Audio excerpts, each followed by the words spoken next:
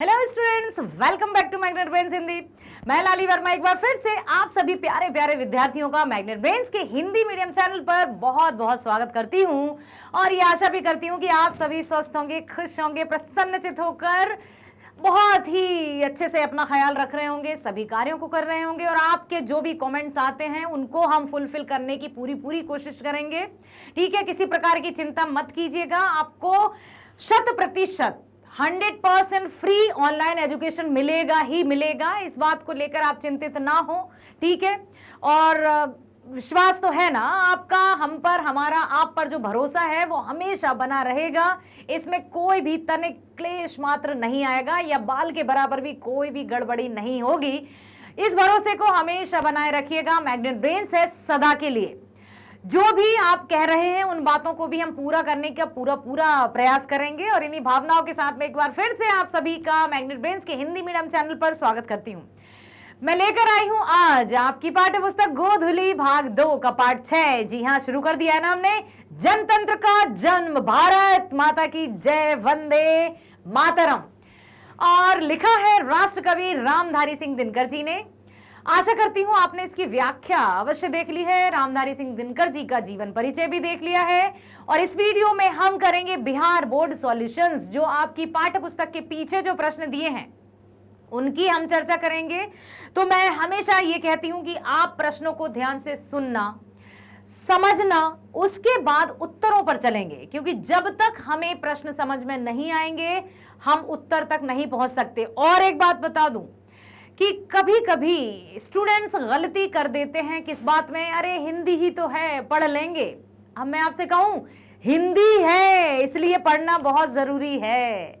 यूं मत लीजिए कि बस हिंदी है हम पढ़ लेंगे। बेटा मेरे प्यारे विद्यार्थियों, हिंदी है ना इसलिए अच्छे से पढ़िए, क्योंकि हिंदी आपके परसेंटेज इंक्रीज करेगी और साथ ही साथ आपको सम्मान दिलाएगी। हिंदी आपको पहचान दिलाएगी। हिंदी आपके अस्तित्व का निर्माण करेगी। हिंदी आपकी गरिमा को बरकरार रखेगी। इसलिए हिंदी को सम्मान देते हुए हिंदी को समय दीजिए और समय देने के साथ साथ पढ़िए, ताकि आपको परीक्षाओं में इतने सारे शब्द आ जाएं कि आपको ऐसे सोचना ना पड़े या फिर किसी भी तरह से आप भ्रामक स्थिति में ना आ जाएं कि अब क्या लिखें, ये शब्द भूल गए, अब क्या लिखें। क्योंकि अक्सर जब हम परीक्षा हॉल में बैठते हैं तो ऐसा लगता है ओहो सब कुछ तो पढ़ा था, कहाँ गया सब, ओ ये क्या हुआ। सो मेरे प्यारे विद्यार्थियों से मैं यही हमेशा कहती हूँ कि कंसंट्रेशन से सुनिए, जो भी आप काम कर रहे हैं उसी पर ध्यान दीजिए। बस वीडियो देख रहे हो ना तो ध्यानपूर्वक सिर्फ और सिर्फ वीडियो देखो, सुनो, तब जाकर वो वीडियो देखना सार्थक होगा। नहीं तो यहां भी ध्यान है, वहां भी ध्यान है, आगे भी ध्यान है, पीछे भी ध्यान है, तो ना तो वो काम पूरा हो पाएगा और ना ही ये काम। ठीक है, हमेशा ध्यानपूर्वक काम करो। जो भी आप कार्य कर रहे हो उस पर फोकस्ड रहो तो वो कार्य जरूर संपन्न होता है। तो चलते हैं हम बिहार बोर्ड सॉल्यूशंस की तरफ और आ जाइए मेरे साथ पहले प्रश्न पर। पहला प्रश्न है, कवि की दृष्टि में समय के रथ को धर्मनाद क्यों कहा है, या फिर समय के रथ का धर्मनाद क्या है। धर्मनाद है क्या समय के रथ का धर्मनाद, स्पष्ट करिए। कवि ने क्या कहा, कवि स्वाधीन भारत की पराकाष्ठा को मजबूत बनाना चाहते हैं। स्वाधीन भारत, अब भारत स्वतंत्र होने वाला है और भारतीय जनता के मन में आजादी की चिंगारी आ चुकी है। अब जो भी अंग्रेजी शासक हैं, जो सदियों से राज करते आ रहे हैं, अत्याचार करते आ रहे हैं, प्रताड़ित करते आ रहे हैं भारतीय जनता को, अब वे पूरी तरह से आगाह करने आ गई है भारतीय जनता कि अब तुम्हारे अत्याचारों को करो बंद, क्योंकि अब हम आ गए हैं और हम अपनी भारत भूमि को आजाद करा के ही रहेंगे, स्वतंत्र करा के रहेंगे। यही बताया कि कवि स्वाधीन भारत की पराकाष्ठा को मजबूत बनाना चाहते हैं। बदलते समय भारत का स्वरूप भी बदल रहा है। आज राजा नहीं, प्रजा सिंहासन पर आरूढ़ हो रही है। कोई राजा या कोई एक व्यक्ति नहीं जा रहा है सिंहासन पर बैठने। हर एक जनता, हर एक व्यक्ति उस सिंहासन का हकदार है, क्योंकि हर एक व्यक्ति ने अपनों को खोया है और अपने आप को समर्पित किया है माँ भूमि पर। असीम वेदना सहने वाली जनता आज जय घोष कर रही है। देश की बागडोर राजा के हाथों में नहीं, जनता के हाथों में है। आज उसकी हुंकार सर्वत्र सुनाई पड़ती है। राजनेताओं के सिर पर राज मुकुट नहीं है, आज जनता ही राजा बन गई है, क्योंकि जनता की ताकत के द्वारा ही, जनता के माध्यम से ही भारतीयों में वो जागृति उत्पन्न हुई। जैसे देखिए, लीडर्स होते हैं ना, लीडर का होना बहुत जरूरी है। एक कुशल नेता वही होता है जो अपनी जनता को सही मार्ग पर ले जाए और साथ ही साथ उस राह पर पहले चले, तभी जनता वहां पर जाती है। ये नहीं कि तुम ये काम करो, तुम वो काम करो, सिर्फ देखे जा रहे हैं। असली जो लीडर होता है वो हमेशा अपनी जनता को अपने साथ लेकर चलता है, ना कि अपनी सत्ता दिखाता है। ठीक है, तो ये बहुत अच्छे से कवि रामधारी सिंह दिनकर जी ने इस कविता में जनता की शक्ति को बताया है। कविता के आरंभ में कवि भारतीय जनता का वर्णन किस रूप में करते हैं? कविता के आरंभ की बात की जा रही है तो उन्होंने कहा है कि वर्षों की पराधीनता की बेड़ी को तोड़कर आज जनता जय घोष कर रही है। वर्षों की, सदियों की जो बेड़ियों में जकड़ी हुई थी, उनको तोड़कर आ गई है अब अंग्रेजों के सामने और अब जय घोष कर रही है। और स्वतंत्रता, भारत माता की जय, वंदे मातरम के नारे लगा रही है और उनके हौसलों को पस्त कर रही है एकदम। अंग्रेज हक्का बक्का रह गए कि आखिर ये इंडियंस, जिनको वो ब्लैक इंडियंस, मूर्ख इंडियंस, फूल इंडियंस कहते थे ना, एकदम भौचक्के रह गए कि आखिर ये हुआ क्या, क्योंकि भारतीय जनता एकता के सूत्र में बंधकर अब उनके समक्ष आ गई है। तो वर्षों की पराधीनता की बेड़ी को तोड़कर आज जनता जय घोष कर रही है। वह हुंकार भरती हुई सिंहासन खाली करने को कह रही है कि भारत छोड़ो। मूर्तिमान रहने वाली जनता आज मुंह खोल चुकी है। पैरों के तले रौंदे जाने वाली जनता, जाड़े पाले की कसक सहने वाली, आज अपनी वेदना को सुना रही है। पराधीन भारत में जनता त्रस्त थी, बुरी तरह से उन पर अत्याचार किए जाते थे, मुंह बंद रखने के लिए विवश थी, किंतु आज हुंकार कर रही है। अपने जय घोष के नारों के साथ अंग्रेजों को भारत से खदेड़ने के लिए तैयार हो चुकी है, तत्पर हो चुकी है। अगला प्रश्न है, कवि के अनुसार किन लोगों की दृष्टि में जनता फूल या दूधमुही बच्ची की तरह है, क्यों? कवि क्या कहकर उनका प्रतिवाद करते हैं?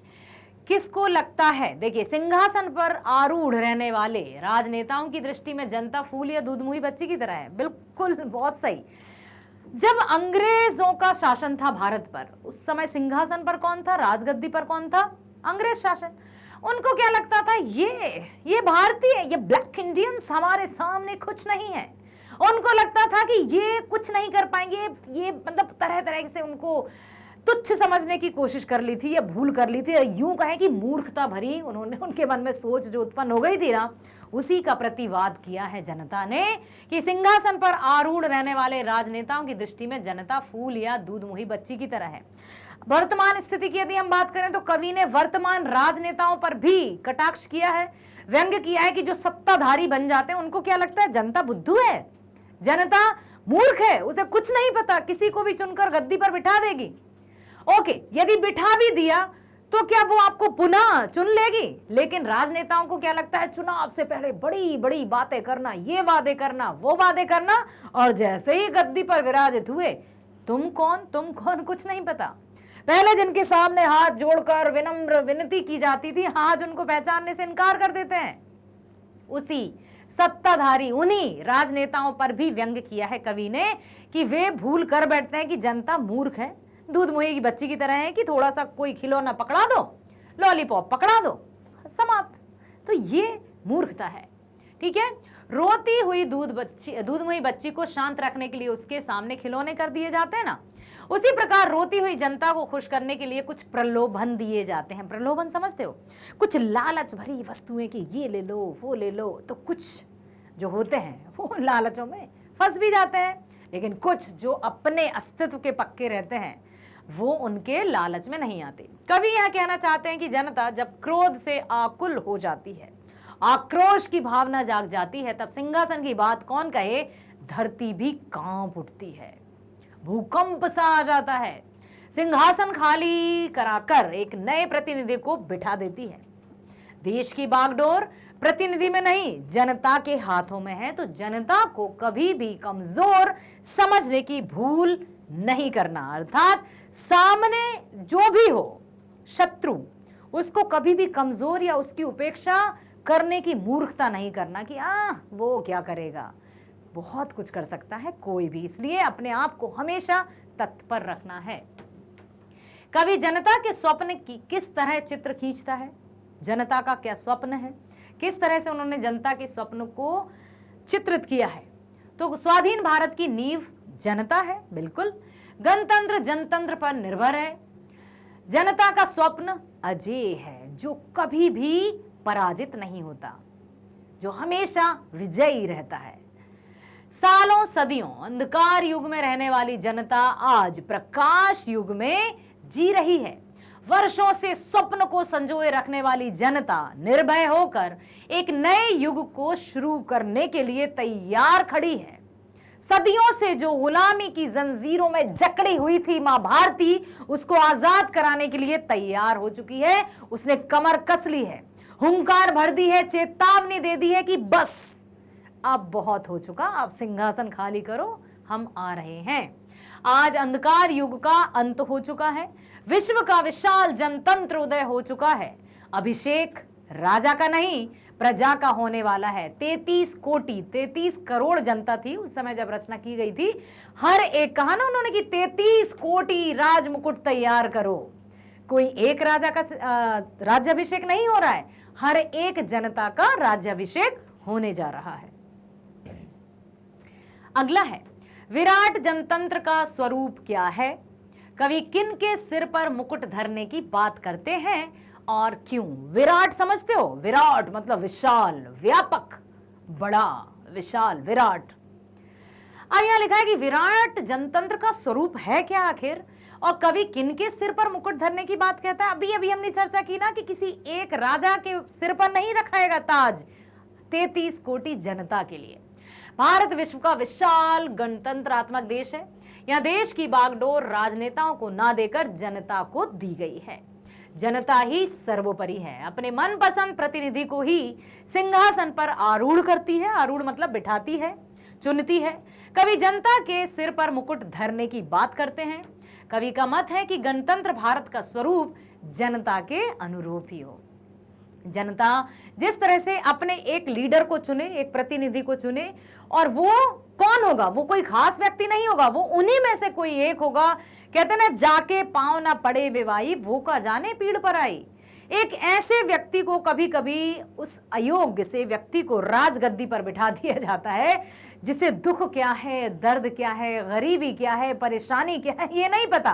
तो वो जब भी बोलेंगे पड़ बोलेंगे, गरीबी जहां रोटी कपड़ा और मकान भी नहीं मिलता। उन्हें क्या पता कि गरीबी क्या है, उन्हें क्या पता कि कांटे पैरों में जब चुभते हैं तो दर्द क्या होता है।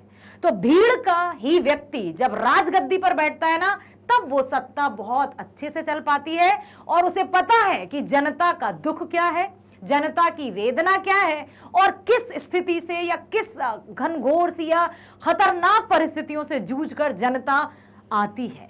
तो एक, जब भी कोई सत्ताधारी व्यक्ति या जब भी जनता न्यायपूर्वक अपना प्रतिनिधि चुनती है, जहां पर इसका कोई मूल्य ना हो।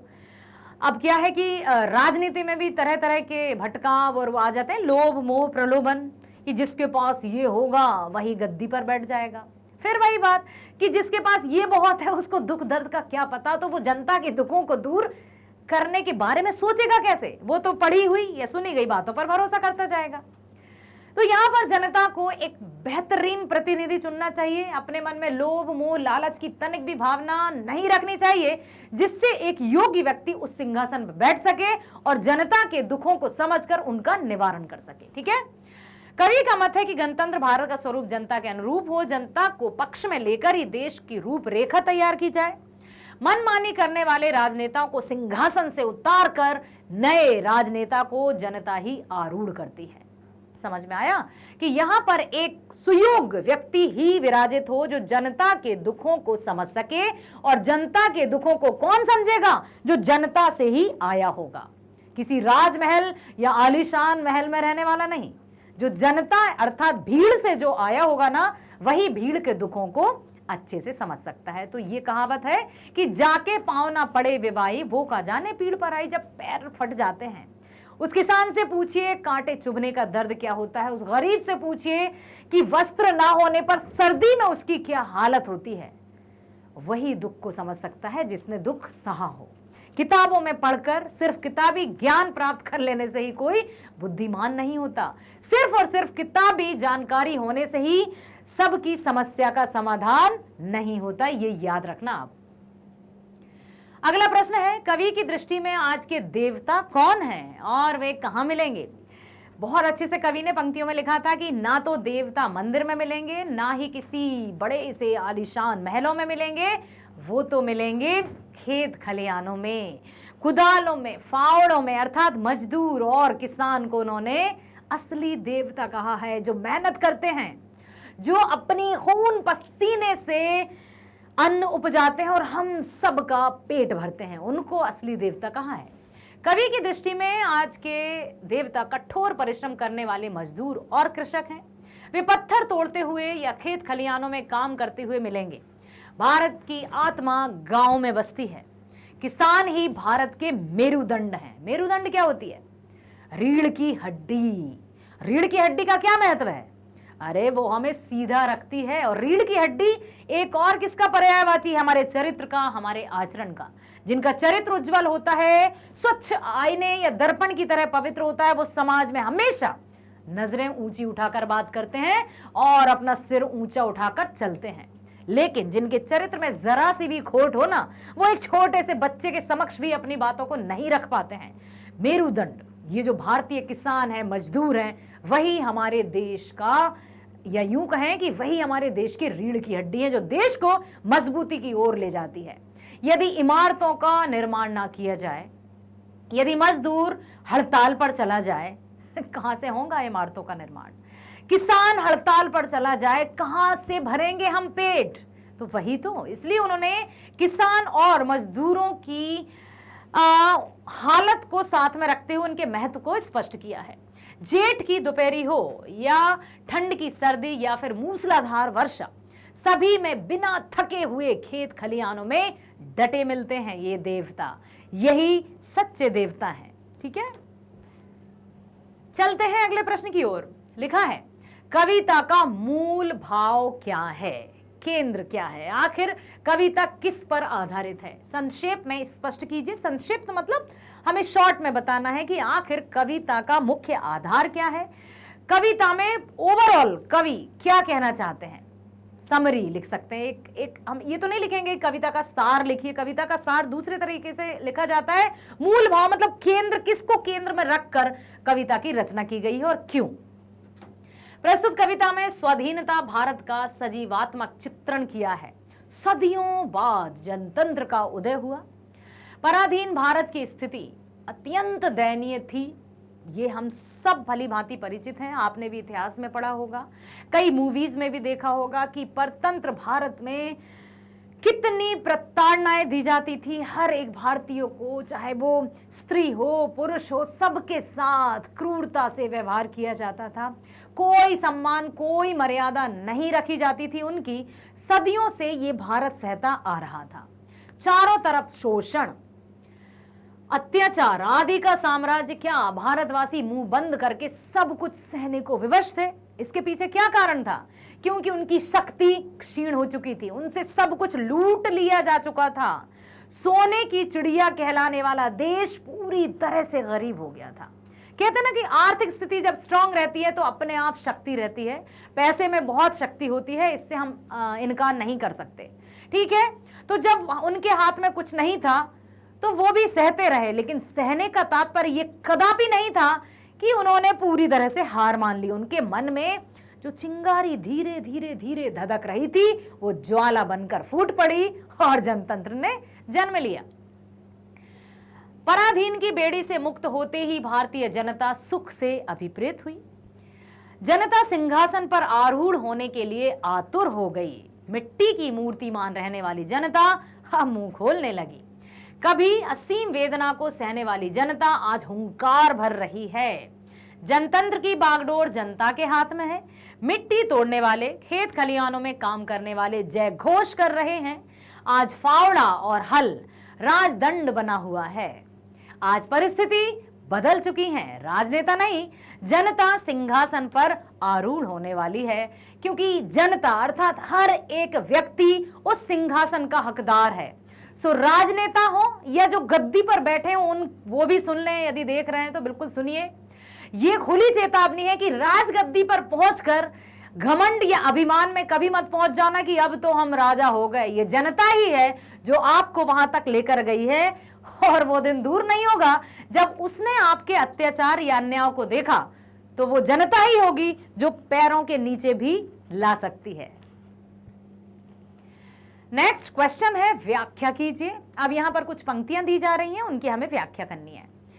सदियों की ठंडी बुझी राख सुगबुगा उठी, मिट्टी सोने का ताज पहन इठलाती है। कवि रामधारी सिंह दिनकर जी, जिनको राष्ट्र कवि कहा जाता है, पद्म विभूषण से अलंकृत हुए, ज्ञानपीठ पुरस्कार से अलंकृत हुए, कई सारे पुरस्कारों से अलंकृत हुए। यहाँ पर उन्होंने कहा है, प्रस्तुत पंक्तियां रामधारी सिंह दिनकर जी द्वारा रचित जनतंत्र का जन्म शीर्षक कविता से ली गई हैं।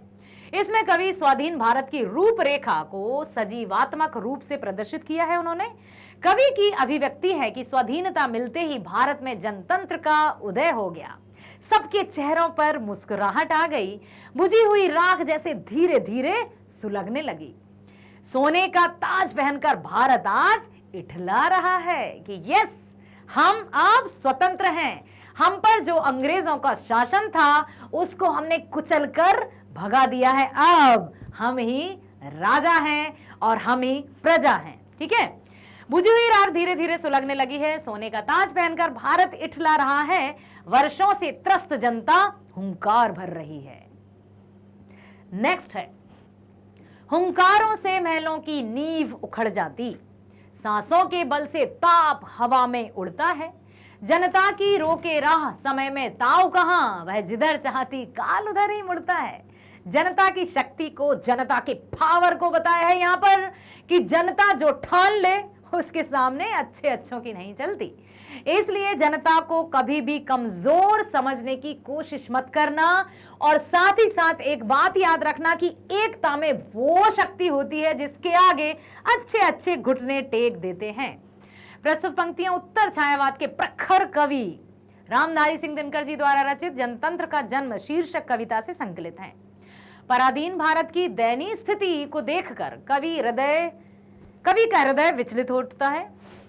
स्वाधीनता मिलते ही उसका मुखमंडल दीप्त हो चुका, बहुत मुखमंडल पर तेज आ गया। जनता की हुंकार प्रबल वेग से उठती है। सिंहासन की बात कौन कहे, धरती भी कांप उठती है। उसके सांसों से ताप हवा में उठने लगता है। जनता की रुख जिधर उठती है उधर ही समय भी अपना मुख मोड़ देता है। वस्तुतः कवि कहना चाहते हैं कि जनता ही सर्वोपरि है, वह जिसे चाहती है उसे राज सिंहासन पर आरूढ़ कर देती है। तो बस उस राज सिंहासन पर आरूढ़ जो व्यक्ति है, जो जिसकी मतलब जनता के द्वारा जो चुना गया प्रतिनिधि है, वो बस हमेशा ये स्मरण रखे कि जनता ने बड़े ही विश्वास के साथ मुझे बनाया है राजा, तो मुझे जनता की करनी होगी सहायता। इसी तरह से श्री रामधारी सिंह दिनकर जी की कविता को हमने पढ़ा और बिहार बोर्ड सॉल्यूशंस भी किए। आशा करती हूँ आपने बहुत ध्यान से सुना है, समझा है, और इनसे संबंधित अब कोई भी प्रश्न आपकी परीक्षाओं में या टेस्ट में आएंगे तो आप बहुत अच्छे से लिख पाओगे। Yes, very good. इसी तरह से मैग्नेट ब्रेन्स पर बने रहिए, जो कक्षा 8वीं से लेकर 12वीं तक की ऑनलाइन स्कूल एजुकेशन एकदम फ्री देता है। साथ ही साथ सभी प्रकार की प्रतियोगी परीक्षाएं जैसे NTSC, olympiad, IIT, JEE, NEET, UPSC, सभी प्रकार की प्रतियोगी परीक्षाओं के वीडियोस भी 100% फ्री प्रोवाइड करता रहेगा। इसलिए अपने मस्तिष्क में किसी प्रकार के डाउट्स को मत पालना, हम हैं सदा के लिए। अब वीडियो किस तरह से देखें, just type magnet Brains Hindi medium और इंग्लिश मीडियम दोनों में आप देख सकते हैं। हिंदी मीडियम में देखना है तो आपको लिखना होगा मैग्नेट ब्रेन्स हिंदी। विषय कौन सा देखना है, गणित, विज्ञान, सामाजिक विज्ञान, जो भी देखना है। लाली वर्मा मैडम है तो अभी मैं हिंदी के बारे में ही कहूंगी आपको। मान लीजिए आपकी पाठ्य पुस्तक गोधुली क्लास 10th भाग 2 देखना है, तो क्या आप कोई चैप्टर देखना चाहते हैं या पाठ्यक्रम? यदि पाठ्यक्रम देखना चाहते हैं तो क्लिक कीजिए। क्लिक जैसे ही आप करेंगे तुरंत आपके सामने लाली मैडम प्रकट हो जाएंगी और बताएंगे आपको दोनों पाठ्य पुस्तकों के बारे में। उनमें जो भी चैप्टर्स होंगे बहुत ध्यान से सुनना, आप इस वीडियो को स्किप मत करना ताकि पाठ्यक्रम से आप बहुत अच्छे से भली भांति परिचित हो सको, ठीक है। और जब आप सुन लोगे, समझ लोगे तो वीडियो पसंद जरूर आएगा, दैट आई प्रॉमिस यू। पसंद आएगा तो लाइक करो, सब्सक्राइब करो और अधिक से अधिक शेयर करो ताकि आपका और हमारा साथ यूं ही बना रहे, यूं ही हम मिलते रहे एक दूसरे से हमेशा हमेशा के लिए। चलिए तो मिलते हैं नेक्स्ट वीडियो में। स्वस्थ रहना, खुश रहना, bye bye, thank you so much.